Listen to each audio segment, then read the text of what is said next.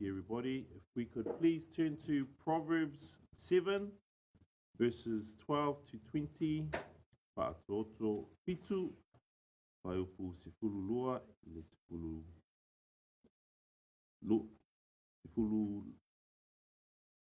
lua, ile lua sefulu. Sorry, Proverbs 7, verses 12 to 20. Pa'atoto pitu, paiupu sefulu lua, ile lua sefulu. And if we could have it in English and then in Samoan, please.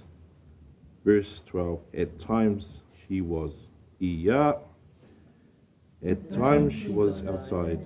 At times in the open square, lurking at every corner. So she caught him and kissed him. With an impudent face, she said to him, I have peace offerings with me. Today I have paid my vows. I came out to meet you, diligently to seek your face. And I have found you. I have spread my bed with tapestry, colored coverings of Egyptian linen. I have perfumed my bed with myrrh, aloes, and cinnamon. Come, let us take our fill of love until morning. Let us delight ourselves with love. For my husband is not at home. He has gone on a long journey. He has taken a bag of money with him and will come home on the appointed day. Pa'atoto fitu, paiupu sefulu loa, ile lua sefulu. Ia.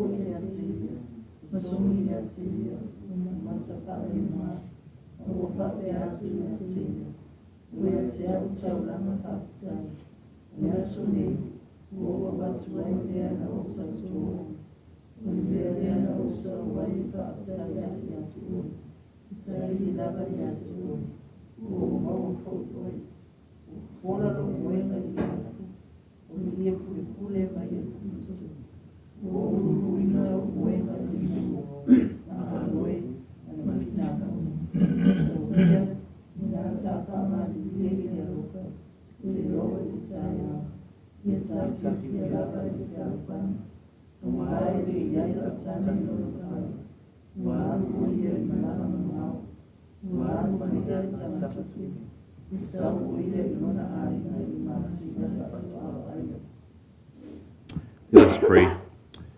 Dear Heavenly Father, thank you for your word.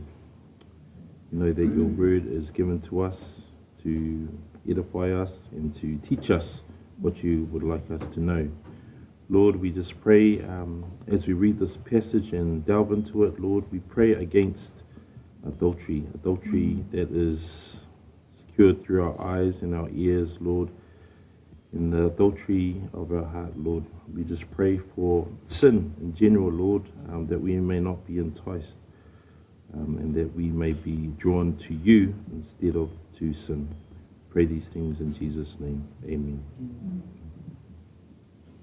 In our last session, we looked at verses 4 to 11 of chapter 7, with the new verses being 6 to 11. I repeated verses 4 and 5.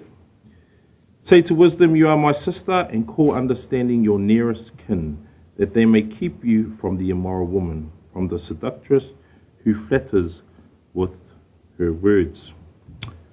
I repeated this because it emphasized the importance of wisdom and understanding being embraced in order to keep you from the strange, foreign, or adulterous woman. If we pursue God and his righteousness, then we will not want to be lured into sin and immorality. However, we saw the foolishness of the simple, naive man who lacked prudence and discernment.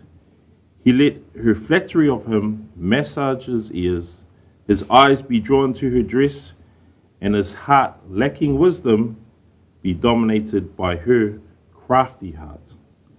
Verse 9 talks about the progression of the night. He chose to hang around instead of following the advice of 1 Corinthians 6:18, which says to flee sexual immorality. He has chosen the boisterous, rebellious, out and about adulteress instead of choosing marriage, a la Titus 2, verse 5, to an obedient, discreet, chaste homemaker. Today we continue with verses 12 to 20, where the adulteress has her way with the simple, naive one. He has fallen into a trap, and while pleasure is promised, the inevitable result is pain that leads to destruction. I will read verse 12 and 13, and then we will have it read in Samoan, please. At times she was outside, at times in the open square, lurking at every corner. So she caught him and kissed him. With an impudent face, she said to him, in Samoan, please, Iya.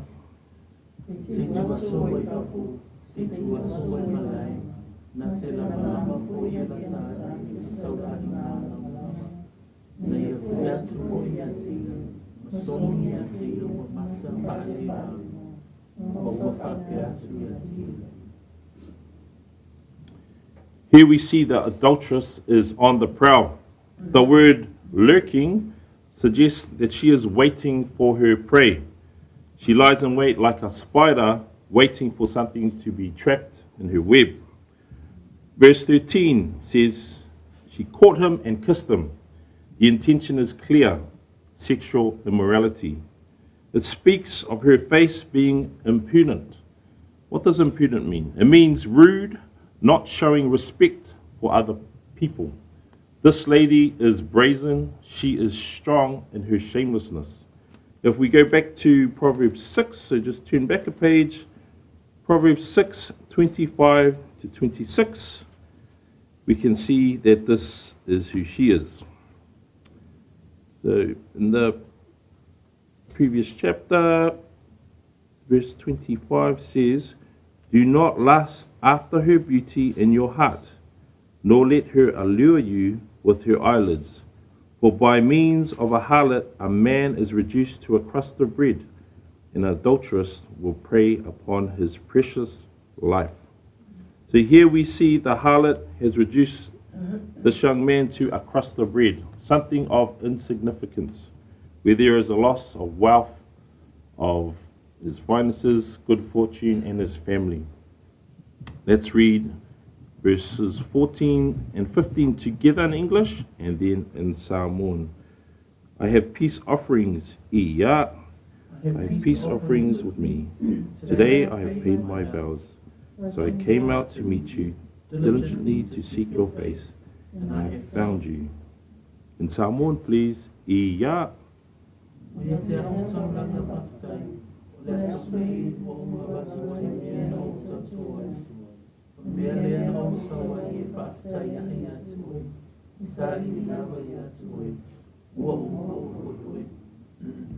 Now we see some words here, peace offerings and vows.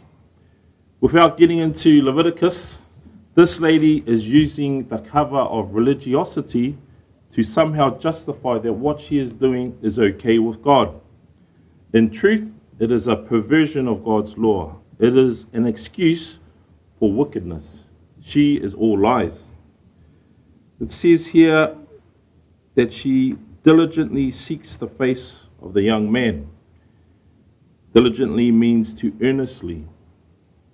Now, usually when we hear the word diligently, we align it with something that is positive, that is respectable.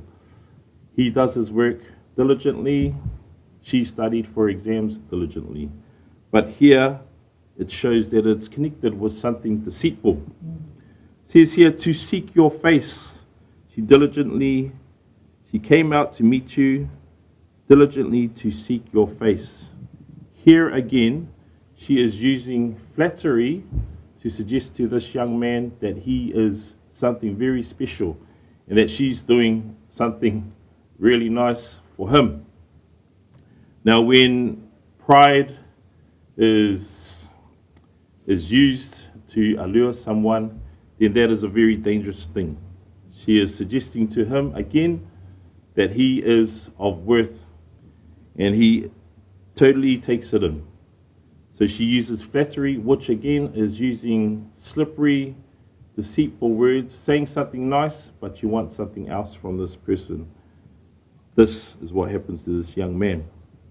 Let's read verses 16 and 17 in English, and then Samoan again, please. 16, I have spread. Yeah. I have spread my bed with tapestry, colored coverings of Egyptian linen.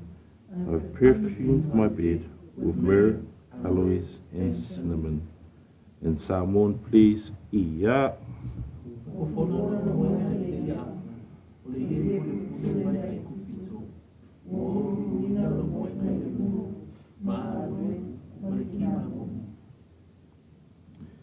So here we see the bed, the exotic linen from Egypt, the scents, the sensuality. All the things that the flesh loves are catered to here. The spider has got her prey. Remembering that we have read before where it starts off with flattery, things that tickle his ears and he likes to hear. Then he sees her in her dress. This is the young man who in the nighttime goes to her street, when in reality he should be avoiding her place. Now he's totally sucked into her trap, and there's no escaping. Let's read verses 18 to 20, English, and then Samoan, please. Come, let us take. Yeah. Come, let us take our fill of love till morning. Let us delight ourselves with love. For my husband is not at home. He is gone on a long journey. He has taken a bag of money with him and will come home on the appointed day. In Samoan, please. Iya.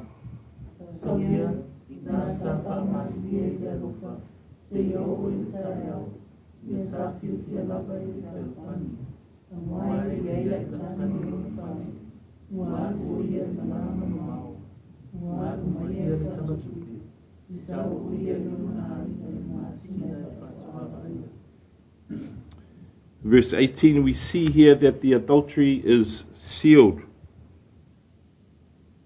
What started as something in his ears sunk to his heart and then came out through his actions. Now he has been trapped. Talks about vows. Earlier, this word was brought up. In terms of a vow to a husband.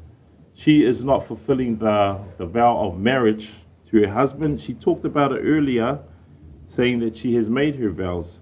But here we see that her vow to her husband is broken. Verse 20, it says in language that says that she is a cheater. She has schemed to time her deceit and immorality for when her husband is not at home. This is evil. This is narcissistic. This is immoral and evil. This is a woman that cannot be trusted. Again, we go back to her being described with an impudent face. She is rude. She's not showing respect for others. She is brazen. And here, she is disrespectful to her husband. Ironically, I am reminded by the adulterous woman's words about the one I can trust, the one that we can trust. We go back to verse 13. It says,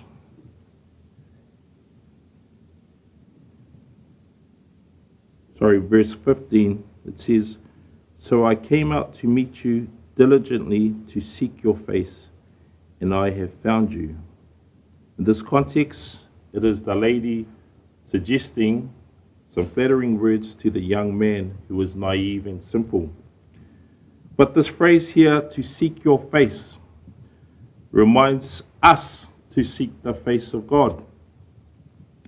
If we turn to Psalm 24, verses 3 to 6, Salamo lo sefulu malefa faiputolu ileono, we see someone seeking the face of God.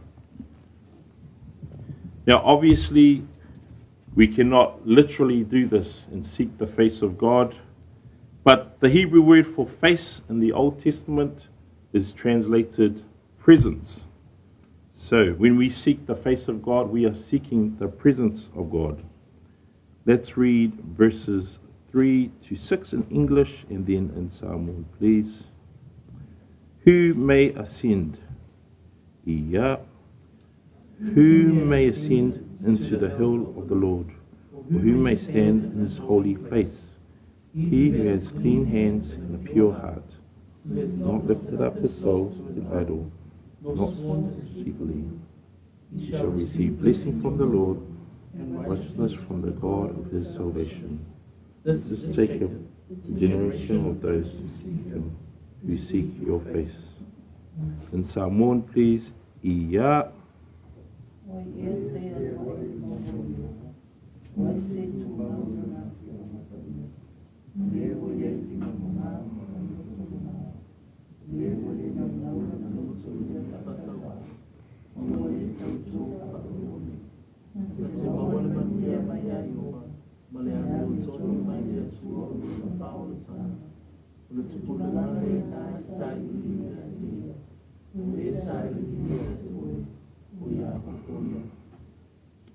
The adulterous woman is totally opposite to this prayer.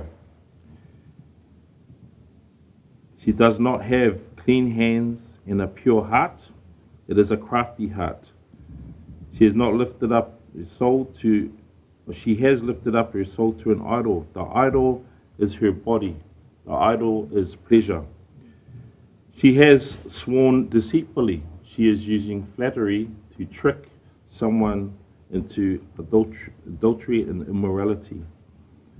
But here it says, the question starts with the question, who may ascend into the hill of the Lord, or who may stand in his holy place? It is he who has clean hands and a pure heart, who has not lifted up his soul to an idol, nor sworn deceitfully. He shall receive blessing from the Lord, and righteousness from the God of his salvation. This is Jacob, the generation of those who seek him, who seek your face. So as I said, ironically, she has reminded us not to seek the face of someone you're trying to entice, but to seek the face of God. And again, it's us seeking God's presence. We know we're all sinners, and in the presence of God, we seek to please him with the life that we lead. So our takeaways again today is to be aware, to watch out for traps, not just adultery, but for any sins that entice us. And we do this when we seek God's face. God is faithful, God is trustworthy, God is true, and that is the one that we should pursue. Please let us stand, let us sing, let us worship our Lord.